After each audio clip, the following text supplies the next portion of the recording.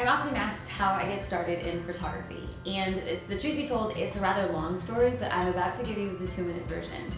About 7 years ago, I picked up a camera for the first time. On January 1st, 2006, my husband gave me a Canon 20D, and at the time I thought it was the absolute coolest camera that I had ever seen or ever touched in my life. And I had all these really cool pictures in my mind, and I thought, I'm destined to be the next big photographer. Until I actually took my first photo, and then I realized, oh my God, I'm not very good at all. I had a really hard time matching the photos that were in my mind to the actual photos that I was actually getting in real life. I started Googling a lot of stuff. So I every night slept with my manual and my husband. And I started Googling a lot of my questions, and lo and behold, I came across a wedding photography forum online, and I started participating. To be honest, I was a lurker. I was one of those people who would log on from work or late at night, and I would see what other people were talking about, and I would feel embarrassed that I didn't know what they were talking about. I would feel longing because my photos didn't look like theirs. I would feel jealousy because they got a new studio. I would feel envy because they were so good at what they did. If there was every emotion that a person could feel under the sun, that was me. But at the same time, I decided to put myself out a little bit more here and there. So I started asking questions, and people were so amazing because they actually started answering what I was talking about. And then I went back and just started searching what I could find out about how people were actually making photos. So then I decided to go out and get out of my shell a tiny bit. So then a crazy thing happened. The people on the internet decided to meet in real life in no other city than around the world than here in Orange County, California. So now this is where the rubber met the road. Was I gonna be ballsy enough to actually meet them? Get out of my shell, actually meet the friends that I made online, and I did. We met in Laguna Beach. Truth be told, I got there really early. In fact, it was nerdily early. I was the only person there to appreciate my punctuality. The second photographer to arrive was this really nice guy, and we struck up a conversation, and I found out that we didn't live too far from each other. He gave me his business card, and he said, hey, you should follow up with me. We spoke about his wife, we spoke about his children, we spoke about what he was passionate about, and we also spoke about my struggles, and my husband, and what I was passionate about.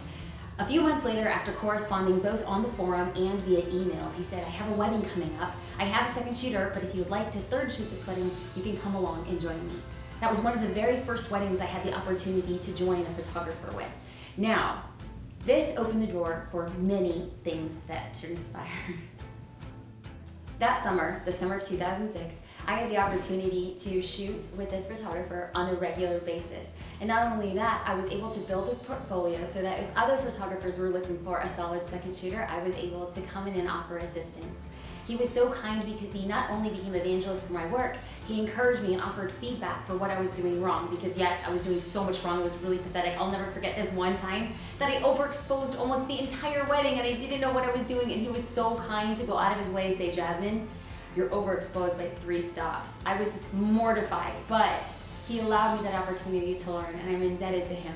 So what was happening that summer, I was shooting with other photographers, and what this allowed me to do is to build my portfolio, to understand the ebb and flow of a wedding day, and thirdly, to see how these photographers interacted with their clients. I learned what to do on a wedding day because they offered me this opportunity to see a behind-the-scenes look of what actually happens. So what this later on happened is once I was able to build a portfolio, a bride contacted me to shoot her wedding in September of 2006. I did not think that she was going to book me because I didn't have a website. I felt completely inadequate, but after looking at my portfolio, she decided to move forward with my services, and I could not have been happier.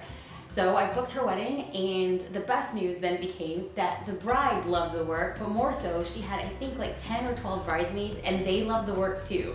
So they then became, I jokingly call them the J-Star cheer squad, because they would go around passing my name and really endorsing my work.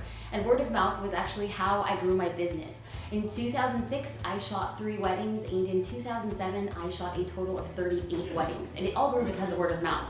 So I truly believe that when you're giving yourself an opportunity to second shoot one wedding, don't look at it as a one-time thing. Look at it as just a starting point for a myriad of other opportunities to come out. Work on building your portfolio with that one photographer, meet all of his or her needs, be kind, be humble, and out-hustle. Because what this will then allow you to have is the opportunity to shoot with other photographers. Be known as the person who goes the extra mile for the main photographer and thinks of their needs first. When that happens, more opportunities will come, the bigger your portfolio will be, and the more friends you make in the process. And hopefully, when all of those things start happening, you'll be able to book weddings on your own and create a cheer squad of epic proportions all your own. I hope you have a beautiful day. Stay fabulous.